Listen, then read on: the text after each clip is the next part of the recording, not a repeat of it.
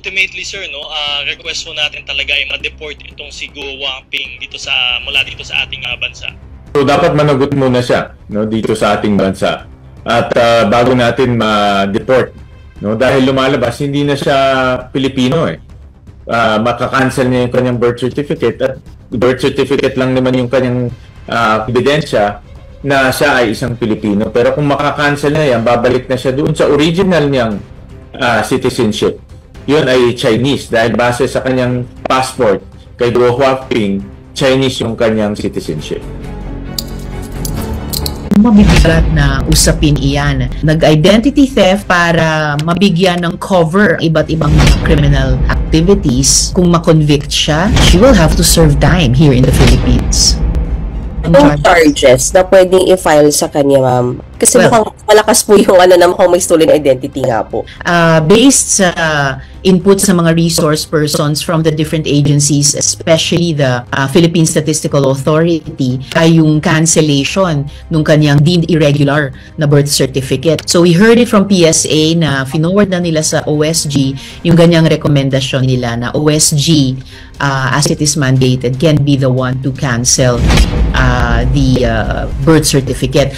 At parang domino effect na yon sa ibang mabibigat na consequences na maaaring hinaharap na ni Mayor Alice Guo, all the way to, well, yung earlier raised na possibility of a quo warranto case. Hinihiling ko sa Office of the Solicitor General na bilisan din nila yung prosesong iyon.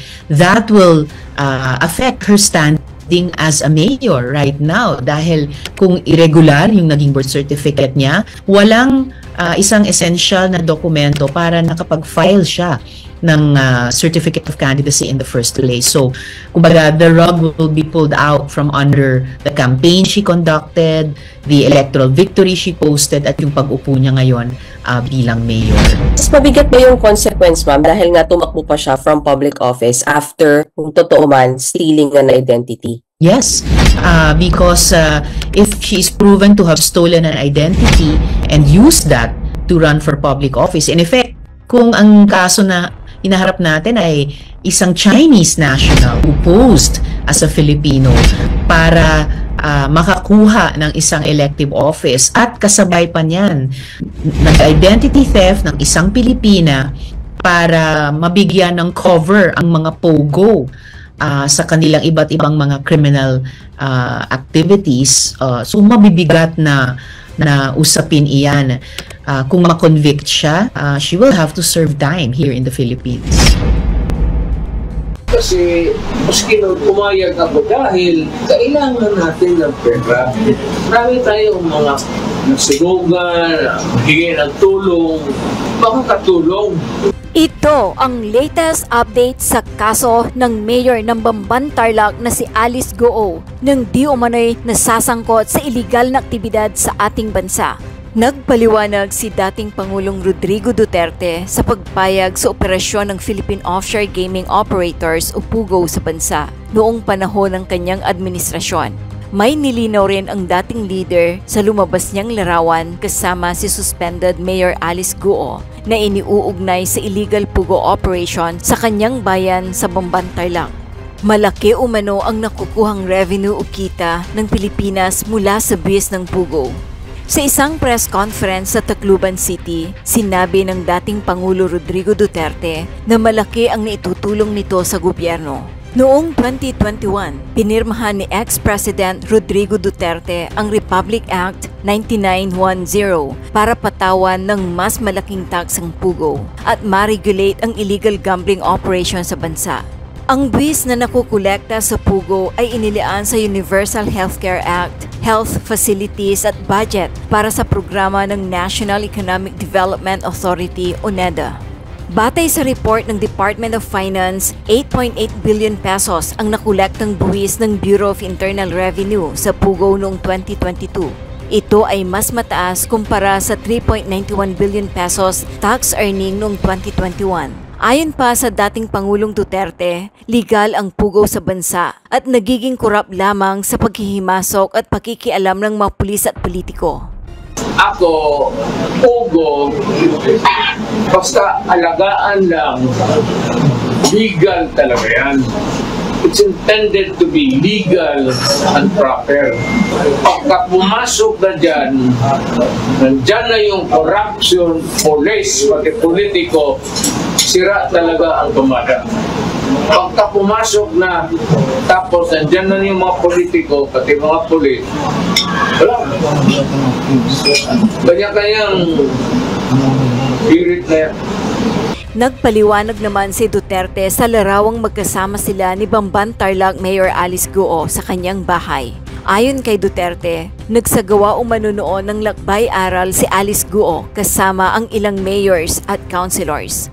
So I do not deny that she was there because nandun sa picture eh. So what about? Hindi naman ako nagbunta ng Pampanga. Hindi ko alam yung pugo. I do not even know what that is all about.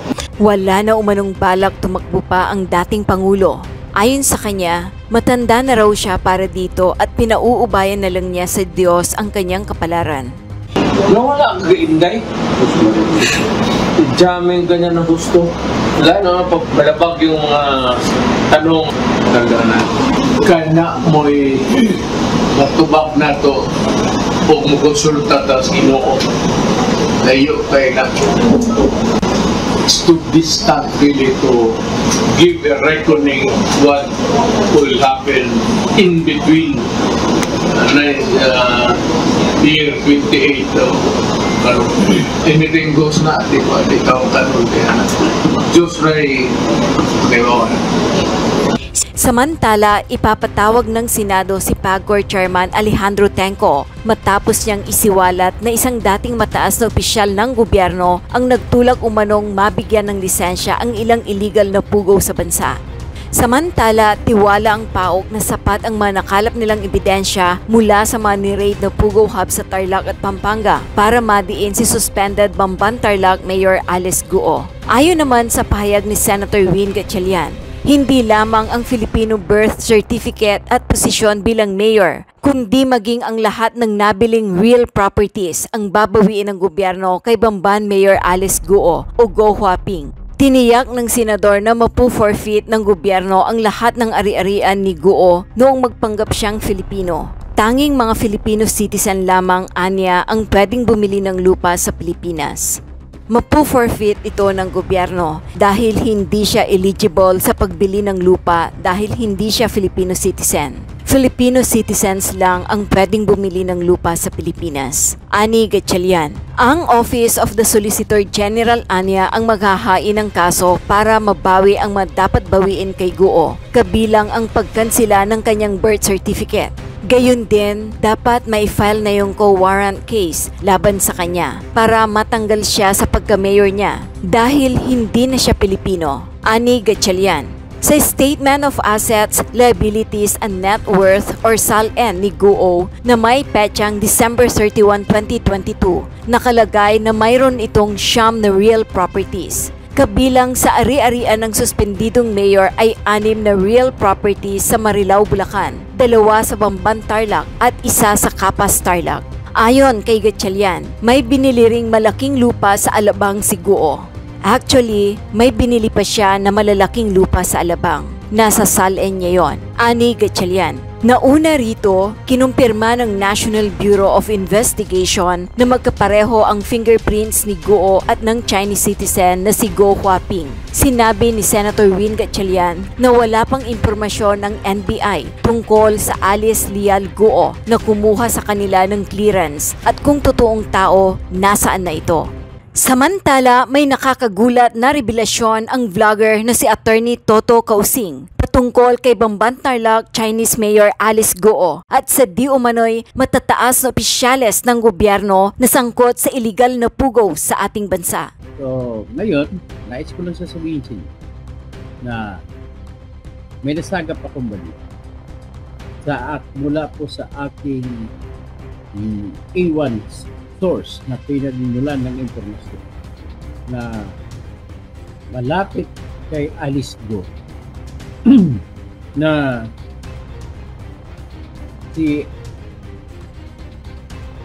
binayad na daw nila tig 5 milyon piso ang ulo ni Senator Riza Ortiz.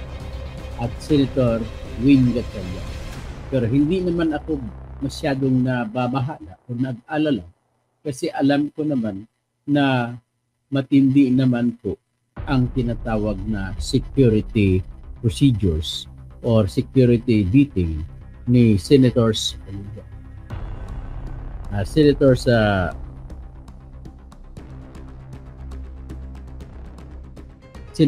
Risa Hontiveros at saka si Win Gatchalian. Ano ba ito nangyari sa akin? So anyway, yan lamang po ay binabanggit ko lamang kasi baka hindi alam nila ni Senators Win Gatchalian at saka Senator Risa Hontiveros. Kaya kung sino lang nakakaalam, nakarinig dito, please relay to them na doble ang ingat. Hindi po dapat baliwalain po ang pagkatao ni Alice Go. Malaanghel ang mukha, pero sobra pa sa demonyo ang kanyang dibdib sa sobrang sama. So ganun po ang aking nalalaman sa kanya base po sa aking mga A1 source na malalapit po kay Alice Go. Siyempre, hindi ko babanggitin kung sino tong aking pinagkukunan ng impormasyon. So ngayon, umaasa lamang po ako sa aking kredibilidad na marami po ang tumatawag sa akin, nagbibigay ng impormasyon dahil po nakakaasa sila na ang mga sikreto nila ay hindi mabubunyag kailanman. Kaya lahat kayo nakikinig, huwag kayo mag-alala kung meron kayong naiisip na pwedeng makakatulong sa inyo, na kung sa tingin mo ang problema mo ay pwedeng malaking usapin na dapat malalaman ng madla o ng buong Pilipinas, huwag po kayo mag-atubili na kukontakin niyo po ako sa aking messenger. O di kaya, pwede po kayo mag-text sa aking cellphone number na ilalagay ko rito. O di kaya, pwede na rin na mag-email kayo. May email address din ako na ilalagay dito. totokausing@yahoo.com. At nais ko lang banggitin sa inyo na sa ngayon ay marami na po naka-line up, no, na mga tutulungan natin. Mahigit na po 12 siguro, hindi naman sa pagmamayabang, sobrang tiwala nila sa akin na sila'y nagtitingin sa akin, tinitingala nila ko na isang mala Superman na makakatulong sa kanilang mga problema. Ang isang tumawag sa akin ay yung mga taga Marinduque. Ang problema nila, inagawan din sila ng lupa. Kagaya nung nangyari sa Pugo, sa Purak, na inagaw ang lupa ng mga magsasaka para patayuan ng Pugo. So yan po ang nangyari din sa Purak. Ngayon, ang pag-usapan natin sa ngayon ay itong binigay sa akin na impormasyon ng malapit sa Pugo sa Bamban Tarlac na umaga pa lang, mga bandang alas 9 ng umaga kung hindi ako nagkakamali, may tumawag sa Natagakrami doon sa opisina ng Pugo diyan sa Bamban Tarlac. Ang opisina po na yan ay diyan po may mga tao, ang mga Pugo ni Alice Go, may mga tao sila diyan na nagbabantay. Ngayon, narinig ng aking source na may tumawag na hinahanap ang boss ng Bamban Pugo.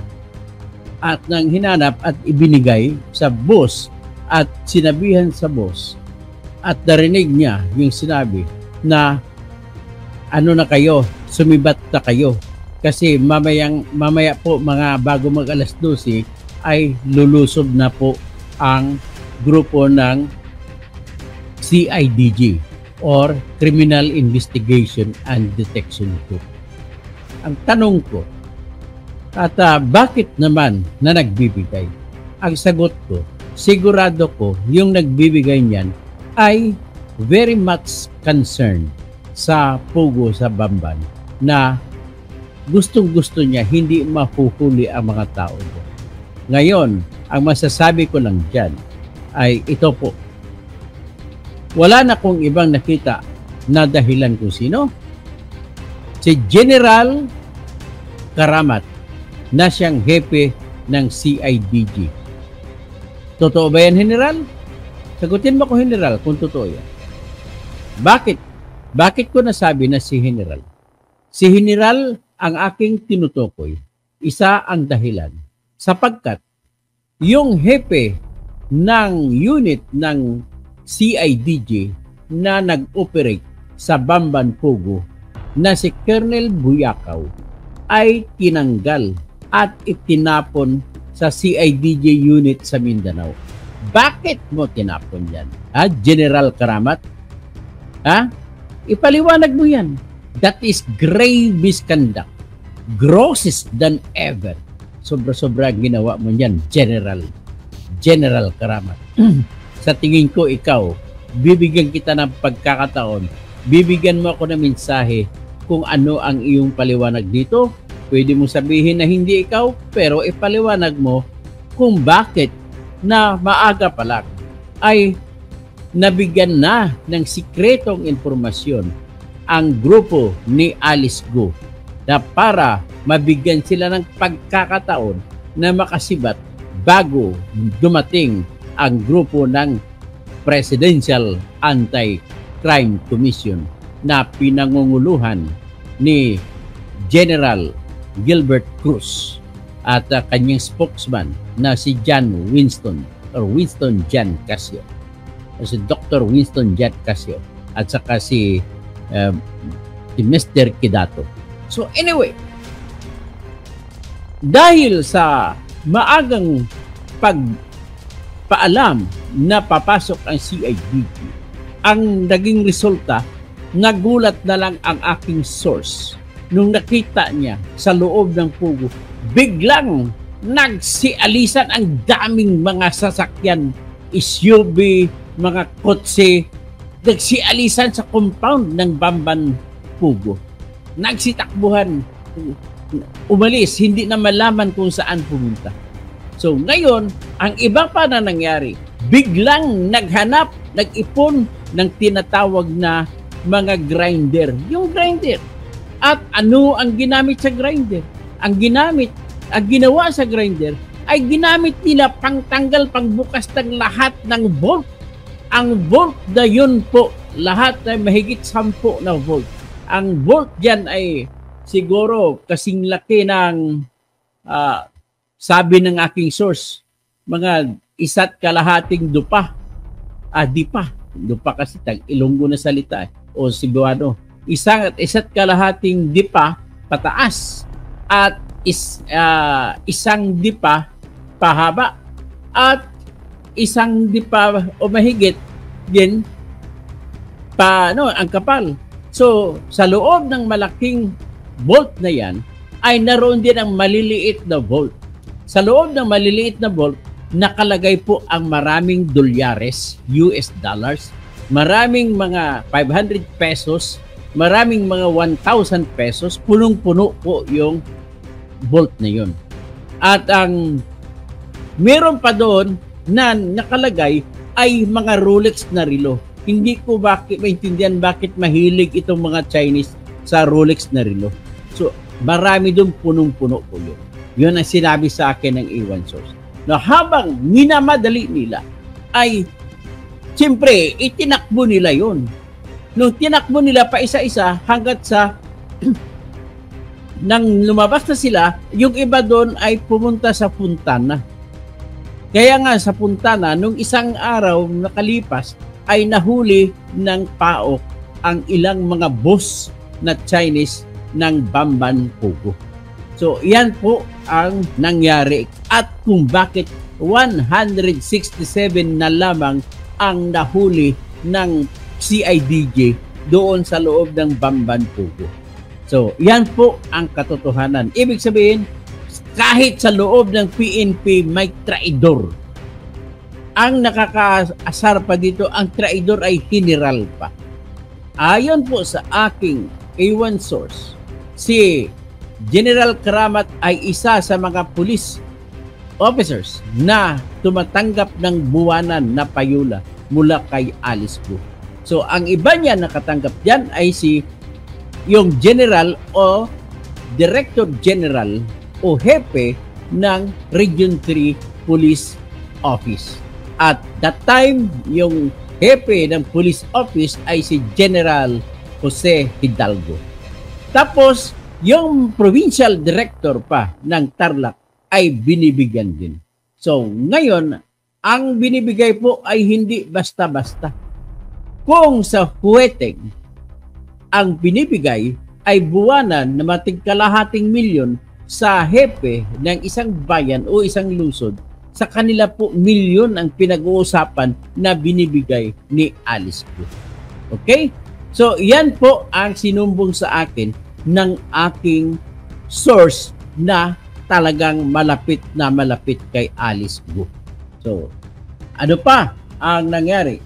So, ngayon, dahil dyan, ay, sabi ko nga, naitakbo nila ang maraming mga Rolex na relo, maraming dolyares, at maraming mga peso na tag 500 at tig 1,000. Kaya, yan din ang dahilan kung bakit 167 na lamang ang naabutan ng PAOK. So ngayon, isa pang dahilan kung bakit na nagsuspect sa ako kay General Karamat ay sapagkat ang nag-apply po ng search warrant ay ang CIDG at pinangungunahan niya ni Colonel Buyakaw. Kasi sila nag-apply, so kung CIDG, ibig sabihin, si General Karamat ay may tauhan din na kasapi sa team ni Colonel Buyakaw. At iyon ang nagbigay, nag-text o tumawag. Siyempre, ayaw ng mga pulis magkaroon ng record, kaya tawag sila. So, tumawag para sabihin na nabigyan ng search warrant ng Malolos RTC itong si Colonel Buyakaw at lulusubin na lamang kinabukasan ang pogo na sa Bamban. So, iyan po ang tunay nangyari. So, ngayon, paano natin, ang tanong dito, paano natin mapapaganda ang buhay ng Pilipino kung ang sarili nating mga opisyal sa pulis, sarili nating mga opisyal na nagbabantay, nagtumatanggap at nag-i-issue ng Certificate of Live Birth, na tumatanggap ng application ng late registration, ay hindi ginagawa ang trabaho nila kung ang ating Immigration Bureau ay binababoy nila ang trabaho nila at ginagawa ng paraan at nauso dyan ng visa upon arrival at doon nauso ang pastillas na trabaho ng mga pastillas gang. Sasalubungin, marami pong mga Chinese ang dumating sa Pilipinas na may passport, ang iba wala pang passport, dumarating, sumasakay lamang sa eroplano, pagdating sa Ninoy Aquino International Airport, ay may sumasalubong na sa kanila na mga grupo ng pastillas gang at kahit walang passport, bibigyan na kagad ng visa, ipoprocess. Ang bigayan dyan ay minimum of 200,000 pesos sa bawat tao na dumarating. So, iyan po ang totoong nangyari sa ating bansang Pilipinas. So, tayo na mga tao na wala sa kahit anong opisina ng pamahalaan at maraming mga tao dyan na mga Pilipino na nagtatrabaho bilang contract of service o di kaya job orders ay naghihikahos, nagtitiis kahit na kukunti ang sweldo, beyond o below minimum ang kinatanggap na sweldo, pagpatuloy pa rin ang trabaho at napakatapat pa rin sa serbisyo kahit na walang mga benepisyo. So, pero ito yung mga opisyal natin, matataas na nga ang mga sweldo, binibenta nila ang kanilang karangalan at integridad at sinisira pa nila ang kanilang trabaho at binababoy ng gusto, ininsulto ng gusto ang ating bansang Pilipinas sa pamamagitan ng pagbenta ng pagtatrabaho, pagsuway sa kanilang trabaho, pagsuway sa utos na kung ano ang dapat nilang gawin. Pero mo, ilang beses mangyari, binigyan ng Philippine Statistics Authority ng certification na mayroon siyang birth certificate.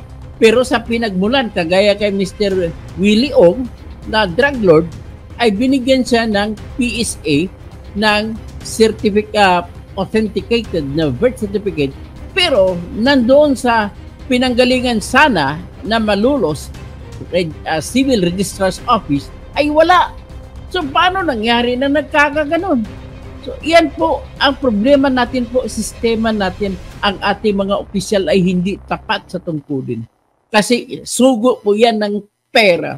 Ang problema sa ating Pilipinas ay bansa na maluwag. Maluwag pa, kaya tawag sa atin Banana Republic. Kaya kung ganunin lang, madali lang tayo babaliin. So ganun po nangyari, no? Binigay maaga pa ang informasyon kay Alice Go. Kaya umalis sila ng maaga at ang nadatnan na lang ng PAOK ay 167 katao at nadatnan nila ang vault bukas na. Nung nadatnan nila, at least may nakuha pa sila kung ilang milyon. Pero ang dami-dami, punong-puno lahat ng mahigit 20 na maliliit na vault na napapaloob sa isang malaking vault. Ang laman nun ay punong-puno ng dolyares at pera ng Pilipinas at mga Rolex na relo. Yan po ang sinabi sa akin ng aking A1 source. So ngayon, ang dagdag pa sa akin ng A1 source ay ganito.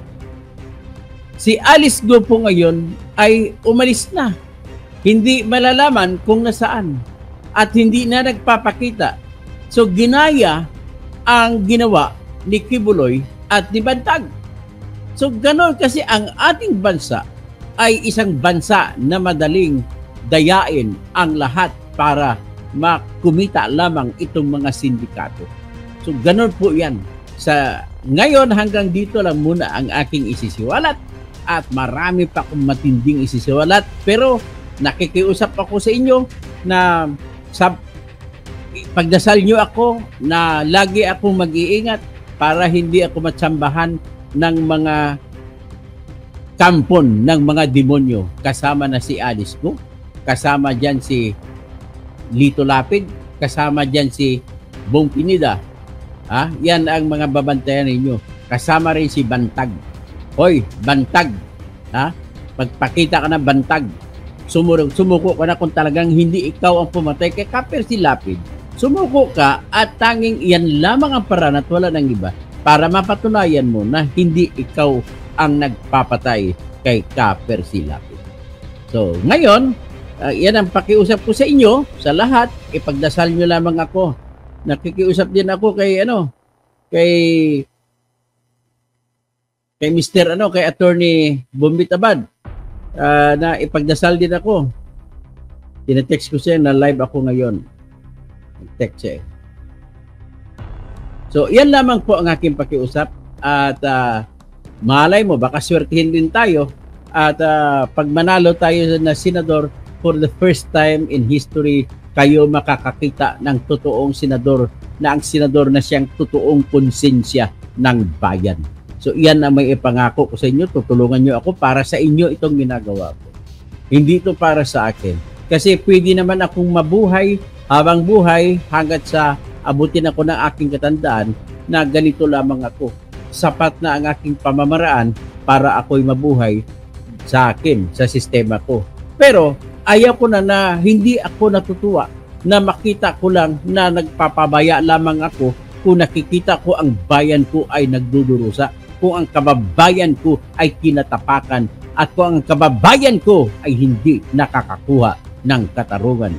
Kaya lahat ng mga kababayan ko, kahit anong relihiyon kayo, Kristiyano o Muslim, lahat po insaala sa mga kapatid ko ng mga Muslim. Assalamu alaikum warahmatullahi wabarakatuh. Sa mga kapatid kong mga Kristiyano, for God so loved the world that He gave His only begotten Son, that whosoever believes in Him should not perish but have everlasting life. Yan po, and sabi ng Panginoon na pinaniwalaan ko, I am the way, the truth, and the life. And it is only, no other can set us free, but it is only the truth. Kaya, magtatawag na lang ako at mag-out na ko. So, Desmond Laksabana, magandang umaga. Mariska Anderson, ingat lang parati. Norman Santa Maria, God bless. Bernardo Mendiola Egdalagin, good AM. Tapos Dor Formax Diesel, Attorney, ikaw sing mabuhay ka at tuloy ang laban. Salamat sa mga katotohanan. Salamat po. Violeta Bacamonte. Amen. Tapos, praying for safety. No? John Estacio, God bless you, Doc Bunyog. Estrella Mariano, mabuhay ka, ingat lagi. Salamat. Jenry Sayo, always take care of yourself. Yes, I will always take care. All I need is, I want to be reminded always of my safety. Antonio Rafael, question lang, sino ang nakikinabang sa pagkawala ni Kaper Silapid? Duterte, wala na sa posisyon. Si Bantag pa rin nakikinabang. Kasi alam nyo, ito, bigyan ko kayo ng isang sikreto, nalalaman ko. Nagpatayo habang nagtatago, si Bantag, nagpatayo siya ng 3 mansyon. Ganun katindi. Hindi ko muna sasabihin kung saan. Okay? So, be safe. Totoo kasi sabi ni Jesus Luz-Luza. Jen Risayo, good morning. Rodolfo San Jose, we will pray for you.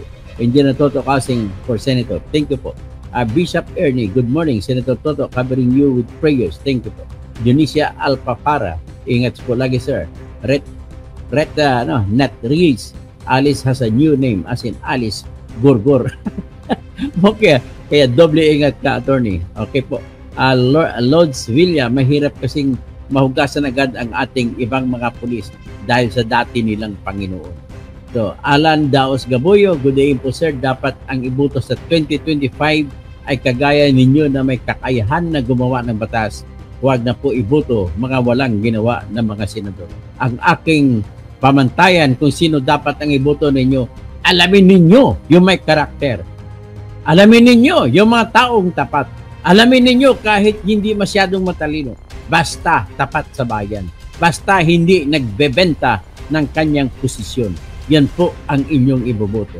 At para makasigurado kayo, ang gagawin po ninyo ay buboto kayo ng lahat ng bago. Huwag nyo na iboto ang lahat ng mga nakaupo ngayon. Yun lang ang bigay ko sa inyo na tip. So, your Filipina page at 100,000 to 300K per month allowance ng general sa drug war. Allowance lang yun. Maliit pa yung kay Digong. Mas malaki ang allowance galing kay Alice Go. Kaya magugulat kayo pag sinabi ko na sa inyo kung sino-sino yung 4 na senador, sino siyam na congressman, may mga mayor pa at sinong gobernador na matanggap kay Alice Go. Malaki ang binibigay po. Malaki, hindi nila kayang tanggihan. Ganon po yun. At saka si Alice Go din ang may control dyan sa Pugo ng Purak, Pampanga. Kasama niya, kaibigan niya si Lito Lapid na sumasakay lagi sa kabayo at nagpumupunta pa dyan sa Royal Golf Course, dyan sa katabi ng Pugo, dyan sa Purak, Pampanga, sa loob ng tinatawag nila na Grand Royal Palazzo na subdivision. Arin Avenido Averion, abulis na talagang PNP, puro generals na sabit sa lahat ng illegal, pati sa droga. Good evening po, mag-ingat po kayo palagi, attorney. Alam nyo na baka ipagurgor ka ni Gu Huaping alias Alice Go at Lito Lapid at iba pa. Tapos si Millions Kublag, attorney, totohanan na all. God bless, mabuhay to us. Magandang umaga, General Kalamat. Asan ka? Tanggihan mo, magpaliwanag ka, General Karamat. Sir, itong mainit na issue tungkol pa rin sa Pogo, kayo yung una nagsabi na sa tingin ninyo, si Mayor Alice Go at si Gu Huaping ay iisa dahil nga sa nakuha niya dokumento mula sa Bureau of Investment. At yun nga, true enough, nag-match yung kanilang fingerprint, ibig sabihin, iisa silang tao. Pero itong si Attorney Stephen David, na lawyer ni Mayor Alice, ang sabi kanila pang ipasusuri yung validity nung nag-match na fingerprints. Alamin daw yung source. So may basehan pa ba para kanilang pagdudahan considering NBI na po yung naggawa ng matching ng fingerprints?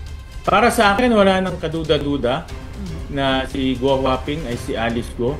At nasabi nga ni Director Santiago sa kanyang interview, napakaganda yung kanyang interview nung ini-explain niya yung fingerprint matching.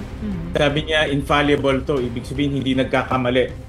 At ang fingerprint matching ay gold standard to sa buong mundo. Ginagamit ng United States, ginagamit ng mga maunlad na bansa, ginagamit rin natin sa kung gusto natin malaman yung pagkakakilanlan ng isang tao. Kaya ginagamit to sa korte. Kung mayroong mga krimen at gusto patunayan na itong taong ay may ginawa o walang ginawa, fingerprint rin ang pinapakita. Kaya wala nang kaduda-duda, 101% na si Guo Huaping ay si Alice Guo. At ang advice pa nitong si attorney, tumakbo pa rin daw sa nalalapit na eleksyon itong si Mayor Alice Guo para daw yung mga residente sa banban na lang daw ang humusga sa kanya sa pamagitan kung iboboto ba siya or hindi. Do you think? Tingin ko mahihirapan na siya dahil masyado ng obvious at lumabas na itong matibay na ebidensya sa pagkakakilanlan ni Alice Guo at ni Guo Huaping. At masyado namang garapalan kung magpa-file pa siya ng Certificate of Candidacy. Tsaka by that time, ang Solicitor General ay maghahain na rin. Tingin ko, mayroon ng desisyon at narinig ko rin sa balita na ang Solicitor General maghahain na rin ng kaso in the next few weeks. Pati ang COMELEC, motu proprio ay maglulunsad na sila ng investigation at magkakaroon na rin ng pag-imbestiga dito sa issue ni Alice Guo. Kaya dalawang ehensya na ang mag-iimbestiga, kaya tingin ko kahit gusto man nila, imposible nang papayagan sila mag-file ng Certificate of Candidacy. Sir, ang sinabi ni dating Senator Leila de Lima, ang dapat daw yung immediate legal remedy laban kay Mayor Guo ay yung warrantless arrest by the Bureau of Immigration dahil dun sa kanyang serious violation ng her visa conditions and detention at the Immigration Deportation Facility pending her trial for the multiple criminal offenses na nakomit niya. So dapat ba immediately ma-aresto na itong si Mayor Guo?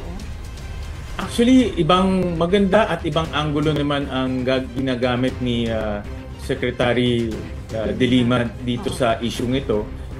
Tinatrato niya itong issue ni Guo Huaping as an immigration problem. Para kumbaga kung ikaw ay illegal immigrant, pwede ka nang arestuhin ka agad ng Bureau of Immigration No, meron silang police powers. At dahil nga ang teorya dito hindi na siya Pilipino, wala siyang visa dahil kung hindi ka Pilipino, kailangan mo ng visa dito, pwede ka nang aresto rin. So ito ay ibang anggulo naman at pwedeng pag-aralan yan ng Bureau of Immigration para aktuhan ka agad kung posible yung gawin. Yan ay isang usaping legal na dapat pag-aralan ng Bureau of Immigration. Pero sir, dapat ba maging mabilis yung pagkilos? Nandun ba yung posibilidad na makalabas siya or makapagtago itong si Mayor Alice Guo kung talagang mukhang na siya? Kumbaga, booking na itong kanyang mga ginawang mga pangloloko. Pwede siyang magtago, pero mahihirapan siya makalabas dahil may lookout bulletin na para against her. At ang Bureau of Immigration during the hearing sabi meron na naka-alerto na yung mga personalidad na konektado dito sa Pogo Hub, lalo na si Guo Huaping dahil nga sa nangyari sa kanyang fake birth certificate. Kaya mahirapan na siya dumaan sa mga formal channels natin, sa mga airport, seaport, mahirap na siyang dumaan doon. Pero syempre, pwede rin siya magtago dahil nakikita naman natin yan na ginagawa ng ibang mga inaaresto. So inaasahan niyo po, sir, nahaharap siya sa susunod na pagdinig ng Senate? Dapat lang. Dapat lang humarap siya at hindi siya makakaalis sa kamay ng batas. At madedelay mo pero mahahabol ka rin ng batas. At dapat humarap siya at ibigay niya na yung mga pangalan at magbigay siya ng totoong testimonya kung sino yung mga taong nasa likod nitong mga Pogo Hub at mga karumad-dumal na krimen. Alam ko mahirap paniwalaan, Shelly, no? Sa taong mahirap paniwalaan yung pananalita na galing sa isang tao na buong buhay nagsisinungaling siya, no? Pero tingin ko pakinggan rin natin kung meron siyang maibibigay na totoong impormasyon tungkol sa operators ng mga Pogo Hub. Kagaya nung na-raid dito sa Clark, no, sa Fontana, renade yung mga bahay at villa ng mga mastermind ng Pogo Hub na nag-ooperate sa Porac, nag-ooperate rin sa Bamban. mas maganda kung magbibigay siya ng pangalan pa at kung lugar kung nasaan itong mga taong to. Sir, dahil dito lumilitaw na involved itong sina Alice Guo sa money laundering. Kaya nga marami silang pera. So ito ba isa sa mga dahilan bakit lumilitaw na ang Pilipinas hanggang ngayon ay nasa global money laundering gray list? Actually, bago pa pumutok to, Selly, gray list na tayo eh. At isang dahilan doon ay yung Pogo. Makikita natin doon sa nag-report ang AMLAC nung sa isang hearing natin na isa sa dahilan kung bakit lagi tayong nasa gray list ay dahil sa Pogo. Dahil yung Pogo, hindi klaro kung saan nanggagaling yung pera, hindi klaro kung saan nanggagaling yung puhunan ng mga operators.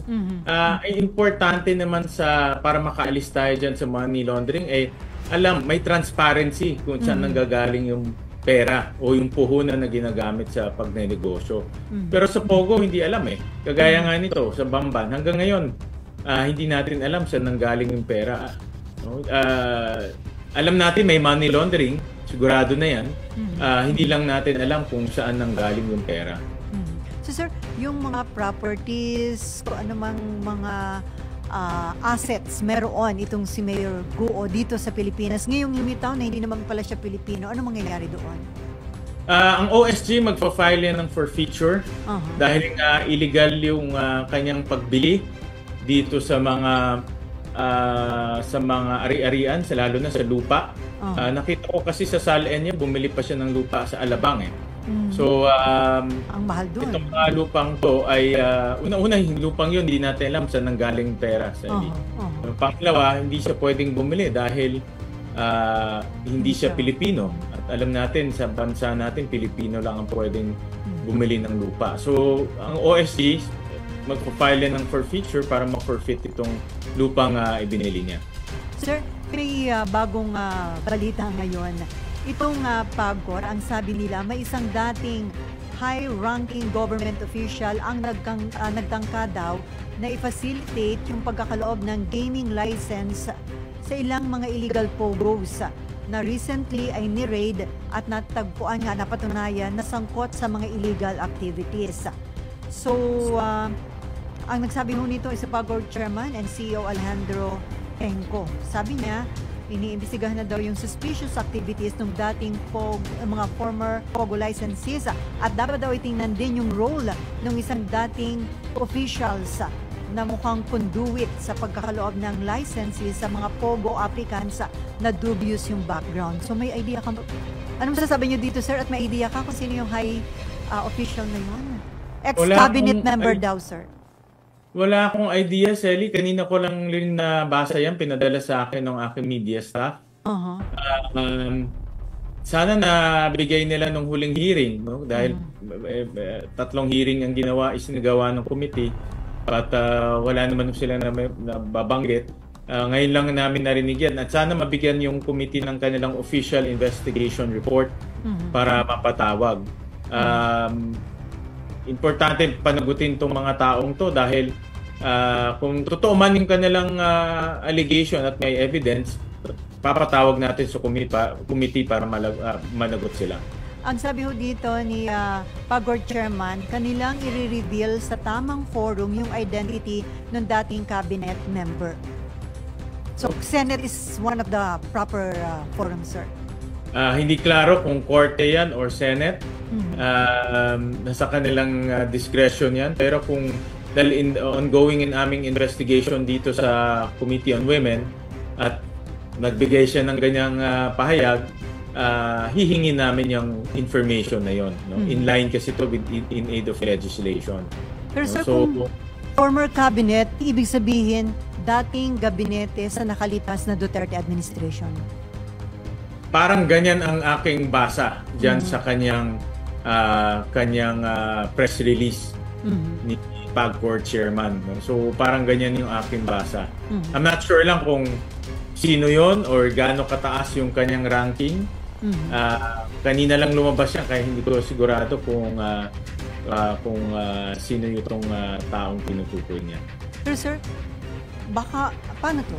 Dapat din man tingnan kung may taga-PAGCOR na nakipagpuntsabahan din dito sa dating cabinet para nga makapagbigay ng lisensya doon sa mga dubious na ang background ng mga pogo. Dapat din ba malaman? Baka may Akin kasi, Selly, sa aking pag-investiga dito at pag-aanalisa, whether former PAGCOR officials or incumbent PAGCOR officials, yung proseso nila napakalaking problema. Bigyan kita ng halimbawa. At yung mga taga Pampanga actually agree dito dahil kausap ko yung ibang mga local officials ng Pampanga. Yung simpleng probity check hindi nila nagagawa. At inamin nila sa committee na hindi nila nagagawa. May third party rin sila pero hindi nagagawa. Unang tanong, bakit pa nag-third party? Correct. Hindi natin alam kung itong third party ay pwedeng pagkatiwalaan o baka nabili na rin ng Pogo. Pangalawa, hindi naman mahirap mag-probity check kung masipag ka eh. Pupuntahan mo sa bahay, kukunin mo yung mga background check. Magkakaroon ka na kagad ng ideya kung ano itong mga taong ito eh. Pero sa mga nakita namin dokumento at ikukumpara namin sa guidelines sa PAGCOR, talagang palpak yung pagsasagawa ng probity check or pag-iimbestiga ng PAGCOR dito sa mga incorporators. Sa incorporators pa lang, bagsak na eh. Bigyan kita ng konkretong halimbawa. Doon sa Hongsheng na Pogo Hub, 3 o 4 sa 5 mga incorporators sila, mga street vendors. Yes, so yung humarap sa hearing. Humarap sa amin. At na-confirm rin namin, kasi pumunta yung si Merly, yung babae sa amin, kinlaim niya, street vendor siya. Pinuntahan rin ng aming team para tignan yung mga bahay. Talagang street vendor sila. No? Barong-barong yung mga bahay. Kaya makikita natin, kung gagawin lang nilang yung honest to goodness investigation at probity check, makikita mo na talaga na palpak kaagad yung incorporation papers at hindi na dapat bigyan kaagad ng lisensya. So sa akin meron ding accountability yung kasalukuyang mga PAGCOR employees, lalong-lalo na yung nag-a-approve nitong mga lisensya o yung gumagawa ng investigation. Dahil according to their guidelines, dumadaan to sa kanila eh. Kung may karagdagan impormasyon tungkol sa mga naunang opisyal, then pwede rin natin tignan yan. No? Pero para sa akin, pangkabuuan, may problema talaga yung proseso ng PAGCOR. Sir, tinatanong ni Mark Cayabyab ng Philippine Star, meron ka ba idea daw kung sino yung dating cabinet member na yun? Wala akong idea for now. No? Pero may mga pangalan na lumalabas doon sa Porac Pogo Hub, diba? Narinig nyo naman yung mga pangalan na lumabas doon. Wala lang akong ebidensya kung ano yung, wala pang ebidensya kung ano yung connection nila, pero may mga pangalan na lumalabas doon. So, dapat bang pinangalanan na agad ni PAGCOR chairman yung dating cabinet member o tama lang na hindi muna niya sinabi at sabi nga niya sa tamang forum niya i-reveal? Ang pagkakaintindi ko, nag-iimbestiga pa lang sila. So parang teaser ni chairman ng PAGCOR to, parang kinikiliti lang tayo no kung itong pangalan na ito. Pero pagkaintindi ko, ongoing pa kanilang investigation. So tama naman na dapat tapusin yung kanilang investigation bago ilabas yung totoong pangalan para hindi rin makasira. May nagsasabi. May mga mini-message na sa akin mga pangalan, kaya lang hindi ko mabanggit dahil hindi ko alam kung sila ba. Pero sir, to be honest, meron din ako mga pangalan pero hindi ko rin mabanggit kasi wala pa akong dokumento eh. So nasasabi lang sa akin at antayin na lang natin yung kanila. Hihingin ko through the committee yung kanilang formal investigation para maging official yung kanilang communication sa atin. At kung sino man sir yun, yung former cabinet member na yun, ipapatawag din yun ng Senate. Correct. Tama. Kung ang kanilang investigation ay maganda, kompleto, may ebidensya, mayroong paper trail, then papatawag namin lahat ng mga taong mayroong kinalaman doon sa kanilang investigasyon. Pero sir, yung pinapaabot sa inyo na mga pangalan, iisa lang o magkakaibang pangalan? Iba-iba eh. Iba-iba. iba-iba eh. So, but in fairness, dahil nga very raw, talagang raw pa lang yung information, parang antayin na lang muna natin yung mga papeles dumating. Sir, itong anti-trapo movement ay nanawagan sa Senate, particularly sa inyo po ni Senator Risa Hontiveros, na imbestigahan daw yung alleged involvement of unregulated investment platforms in money laundering in the Philippines. Ang nanawagan ay yung Trapo Movement founding President Leon Estrella Peralta. Mukhang ano po ito, sumulat na huyata sa inyo, sir? Ako personally, hindi ko nakuha. Baka yung staff ko siguro ang nakakuha. I-check namin. At since nabanggit to, I personally titignan ko itong issue ng platforms na nagagamit sa money laundering. Posible yan. Kung yung nangyari nga sa Bamban, hindi na-detect ng AMLAC kaagad. At kailangan pa gumawa ng isang ganitong hearing para maudyok sila. Tingin ko pwedeng mangyari yan, itong mga online platforms na gagamit sa money laundering. Ang money laundering ngayon, napakalaking krimen eh. At dahil maraming ang criminal activities na nangyayari sa ibang bansa, kailangan nilang linisin yung perang yun at ipakita na meron talagang formal na negosyo para magamit talaga yung perang yun. So, titignan ko yan personally, yung issue na yan. Kasi sir, sabi nga, sa kabila daw ng clear instruction mula sa mga leader na ating bansa na labanan nga itong money laundering, yun daw Apple and Google, two of the largest multinational companies operating the Philippines, patuloy daw binabaliwala yung request ng regulatory authorities, itong NTC and SEC, to ban unregulated investment platforms from their app stores. Kaya ito yung gusto nila daw na pa-investigahan. Okay. Nakuha ko na. Sige po, ititignan ho namin. Titignan ko personally yung issue na yan. At sir, panghuli na lang, do you think may basis pa na mag-conduct ng public hearing ang bagong chairman ng Committee on Accounts para dun sa mga issues sa new building? Tama lang ba na idaan ito sa public hearing? Kasi may nakaschedule next week. Alam ko ay nagkakaroon ng validation sa mga nagastos doon sa bagong Senate building. Tama lang yan kung meron talagang bagong leadership gumagawa ng validation sa mga nagastos. At ang pinakamaganda, magkaroon ng smooth transition sa pagitan ni Senator Binay at ni Senator Cayetano dahil traditionally ang Senate Committee on Accounts ang nagmamanage nitong pagpapatayo ng building. So yung transition ay mahalaga. Yung validation, mahalaga rin yan. At sa alam ko, ginagawa na, kasalukuyang ginagawa na yan. And then sa Pogo, sir, ngayong ang dami na nagiging development, sa tingin nyo, malapit na magkaroon tayo ng solution o palalim pa ng palalim itong mga isyong nahahalukan nyo may kaugnayan sa Pogo? Ang solution lang natin, Selly, ay i-ban ang Pogo eh. Yun lang talaga ang solution natin eh. Hindi ko kasi nakikita na ipagpatuloy ang Pogo at aasa tayo na walang kriminalidad na mangyayari sa ating bansa. Kasi nakikita, mahirap eh. Itong mga lisensyadong Pogo ang nagiging daan para makapasok dito sa ating bansa, yung mga illegal at mga sindikato. At yung mga nakita rin namin na sa papeles, itong mga quote-unquote legal, yung mga partner nila ay illegal at nagiging, dahil partner nila ay illegal, nagiging legal na rin sa mata ng ating mga papeles at batas. Kaya hindi siya titigil hanggat nandito sila. At ang negosyo nito ay per se illegal dahil yung pinaka-main customer o yung main bansa na pinagkukuhaan ng taya ay illegal sa kanila ito. Ito ay China.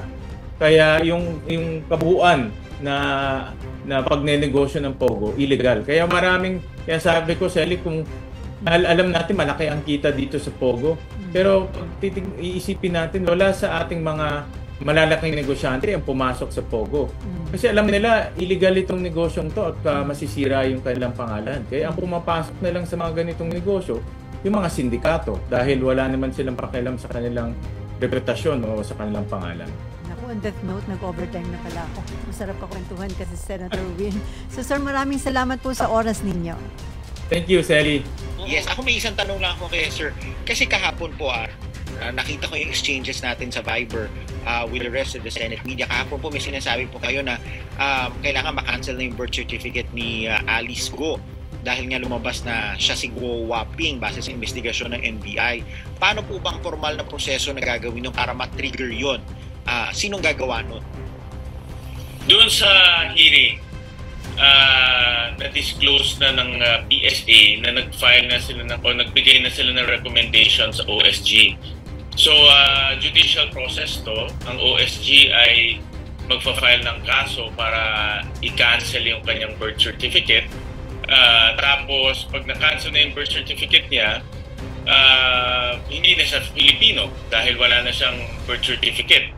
Kung matatandaan natin yung birth certificate niya, ang naging papeles niya o naging patunay niya na siya ay Filipino. Since canceled na yan, wala nang hindi na siya Filipino. At ito siguro importante, kaya iniisip ko rin to, no?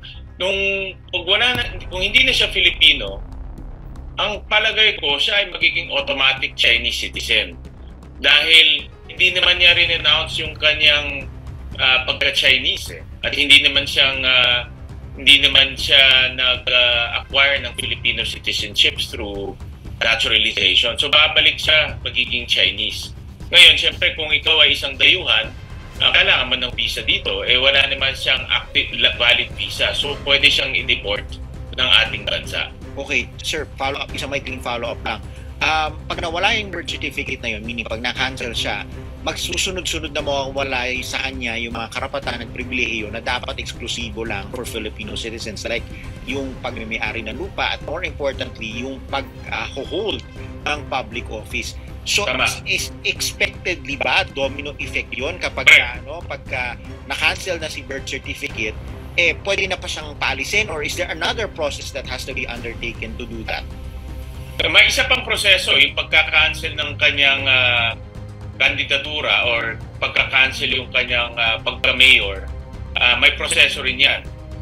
So magpa-file ng co-warrant of case ang Solgen para ma-cancel yung kanyang pagka-mayor. Pero kahapon narinig ko ang COMELEC dahil nga sa tibay ng ebidensya, pwede rin sila maglunsad ng kanilang pag-iimbestiga at pagka-cancel ng kanyang pagka-mayor dahil sobrang tibay na ng ebidensya. At the same time, yung kanyang mga ari-arian, dahil nga hindi na siya Filipino, any Filipino citizen can challenge that. Pwedeng, sino sa atin pwedeng mag-file ngayon ng kaso para ma-forfeit yung kanyang ari-arian. Pero in this case, ang pinakamaganda mag-file ng kaso ay ang Solgen dahil nga sinasabi ng Solgen na hindi siya Filipino, dapat hindi rin siya pwedeng bumili ng mga lupa. Pero nakita ko kasi sa SALN niya, yung latest SALN niya, dami siyang biniling lupa lately. In fact, yun nga naging isa pang punto ng BIR. Dahil nga, kung matatandaan natin, sinabi niya na ang BIR, iniimbestigahan siya. Dahil nga yung kanyang SALN, hindi nagtugma sa kanyang tax returns.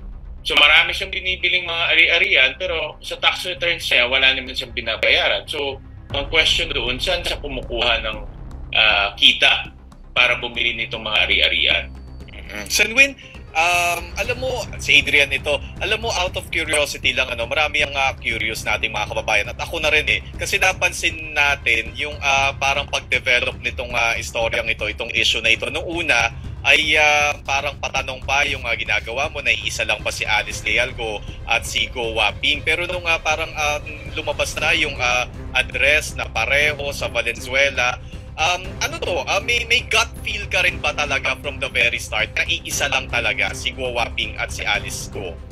Actually, Adrian, kahapon may kausap nga akong kaibigan, sabi niya pang Netflix itong mas na ito dahil nga slowly nag-unravel yung mga yung kanyang buhay.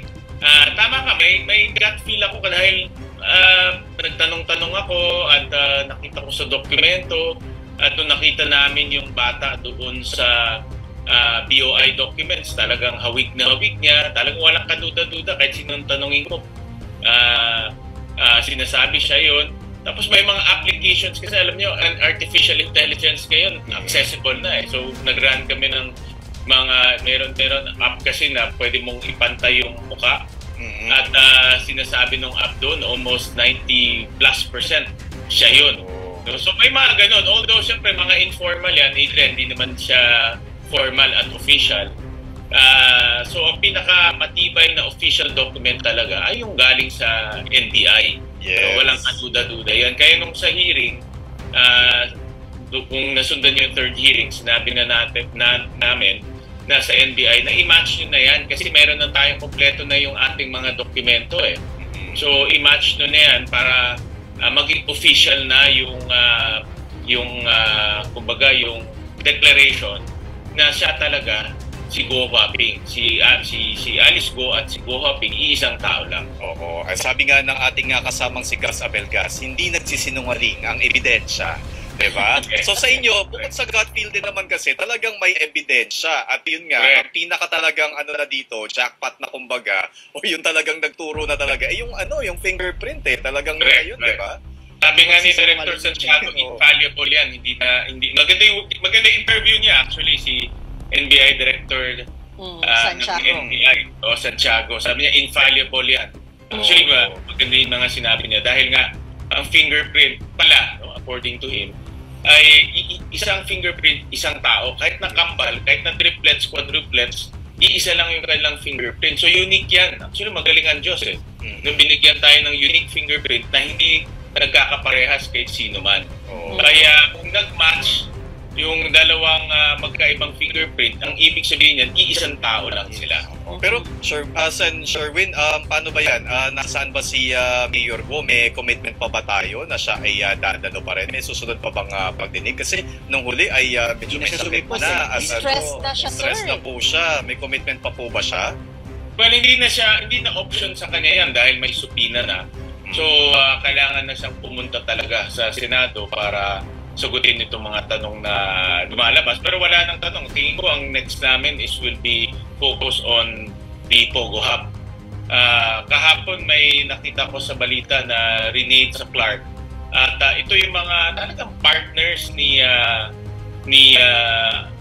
Go Huaping sa kanyang Pogo Hub. No? Si Huang Zhiyan, yung dalawa pang, di ko na matanda ni name, no? Pati yung dalawa pang money launderers na partners. Ito yung direct partners siya, nasa papeles talaga. At dapat na rin niyang sabihin kung sino yung mga tao dito sa likod ng Pogo Hub dahil sa pagka-nationality niya, sa pagkatao niya, bistong-bisto na eh.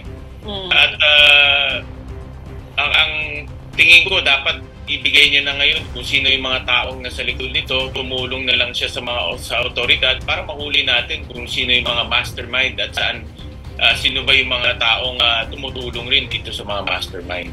Senwin, ang kasi yun nga sabi parang Netflix series, parang teleserye. So kasi mahaba pa, ang dami pa rin nare-rate at ang dami pa talagang ebidensya, information na binibigay ng PAOK sa inyo. So maliban dito kay Go, ano pa yung kasunod na mga direksyon na tatahakin ng inyong komite o ito po ba ay magtatapos na, magkakaroon na ng committee report eventually na idadagdag doon sa unang ibinigay ninyong committee report sa Senado? Yung sa buhay ni Go Huaping, tingin ko tapos na yan dahil nga yung ebidensya nandyan na matibay na yan.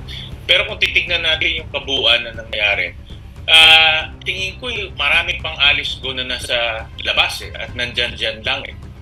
Hindi lang high profile kasi itong si Go Huaping aka Mayor Alice Go, naging high profile siya. Kung makikita natin dun sa kanyang social media post, hindi naman niya tinatago yung kanyang kayamanan. No, naka-jewelry siya, magaganda yung kanyang relos. Tumakbo pa siya. Doon siya tingin ko nagkaroon ng problema nung tumakbo siya bilang lingkod bayan. Nalagay sa spotlight yung kanyang buhay. Pero marami pang ganito na nandyan lang. At yan ang dapat nating maimbestigahan mabuti dahil may mga balita kami kahapon sa isang interview, may mga balita kami na sa iba't ibang parte ng ating bansa may mga allegedly may mga Chinese o dayuhan na bumibili ng lupa. Baka gamit nila itong late registration para maging Filipino at nag-umpisa sila magnegosyo dito, bumili ng lupa at iba pa. At dapat nga tingnan natin itong mas malaking larawan, na bigger picture para makita natin yung mga modus operandi na ginagawa nitong mga tao. Kasi, Senwin, nung isang araw kausap ko si Bishop Roderick Pabilio doon sa kanila sa Taytay, Palawan. Oo, siya yata yung nag-report. Opo, yung kabila, nag-iikot daw sa kanilang lugar at pag sinabi na, ay, meron dito, nasan dito yung mga binibentang lupa, oras na makausap yung may-ari, kaliwaan yung bayaran. Ito, sir, kasama to sa mga titignan din ninyo sa mga susunod na araw. Oo, kukuha kami ng information dyan. Of course, ang first step is mag-vetting. Pag-aralan mabuti kung sino itong mga tao. Ano ba itong pagbibili na ito? Dahil hindi ito isolated case. Narinig ko na rin to sa Cagayan, sa iba pang lugar, no? Na merong ganitong mabili sa Isabela, may mga ganitong bilihan talaga na ganyan din, kaliwaan, cash pag nagbayad. So pag-aaralan muna namin kung meron talagang merit at kung merong talagang punto ito. At pag meron, then tingin ko mag-file tayo ng resolution or isasama na rin natin, i-expand natin yung current na investigation para masama sila.